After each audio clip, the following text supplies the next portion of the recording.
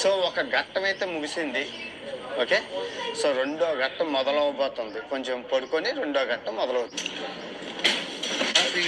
మంది సతీష్ గారు రండి రండి.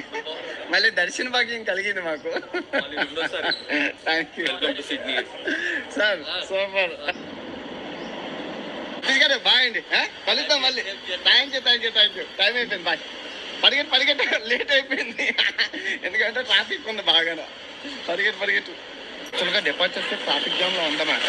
ఆయన ఏం చేశారంటే ఎర్రవేల్లో దించారు. అందరూ అంటే ఎర్రవేల్స్ అంటే తెలుసు కదా, వచ్చేవాళ్ళు ఇక్కడ దించేశారు అనమాట. పరిగెట్టి వెళ్ళాలి, అక్కడ ట్రాఫిక్ అయిపోయింది, ట్రాఫిక్ జామ్ అయిపోయింది. ఏం చేస్తాం?